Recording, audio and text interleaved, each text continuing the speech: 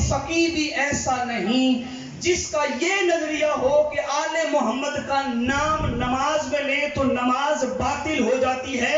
بڑا بدبخت ہے وہ انسان جس کا نظریہ یہ ہو کہ علی اور اولاد علی کا نام نماز میں آئے تو نماز باطل ہو جاتی ہے۔ ایسے بندے کو اپنا علاج کرانا چاہیے، ایسے بندے کو اپنا علاج کرانا چاہیے۔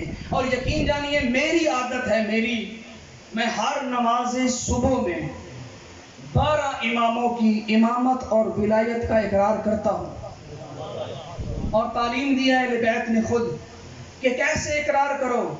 جب تم خدا کی بارگاہ میں کھڑے ہوتے ہو تو ہاتھ اٹھا کے کہا کرو رضیت باللہ ربا وبالاسلام دینا وبمحمد صلی اللہ علیہ وآلہ نبیا وبعلی اماما وولیا وبالحسن والحسین وعلی ابن الحسین ومحمد ابن علی وجعفر ابن محمد وموسى ابن جعفر وعلی ابن موسیٰ ومحمد ابن علی وعلی ابن محمد والحسن ابن علی والحجة القائم علیہم السلام ائمة وسادة وقادة بهم اتولى ومن اعدائهم اتبرأ۔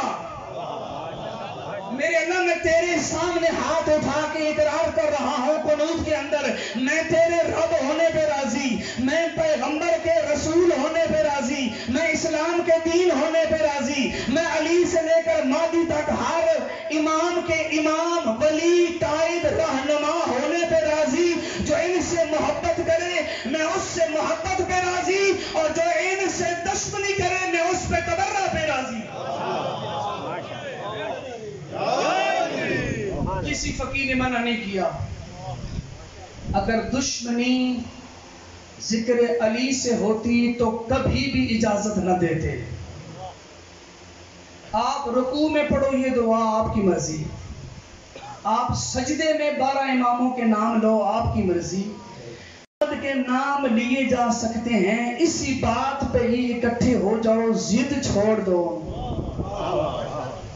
یہ ضد کا نتیجہ تھا۔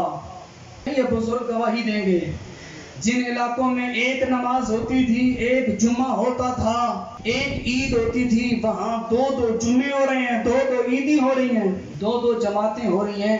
اور عزادار اس بات کی گواہی دیں گے ایک علاقے میں ایک ماتمی سنگت ہوا کرتی تھی، ایک نوحہ خان پارٹی تھی۔ اب چھوٹے چھوٹے علاقے ہیں، 10 ماتمی سنگتیں ہیں، اور کوئی ایک ماتمی سنگت دوسرے کے ساتھ بیٹھنے کے لیے تیار نہیں، تو خود کیوں نہیں سمجھتے یہ استعمار کے ایجنٹ تمہیں تقسیم کرنا چاہتے ہیں۔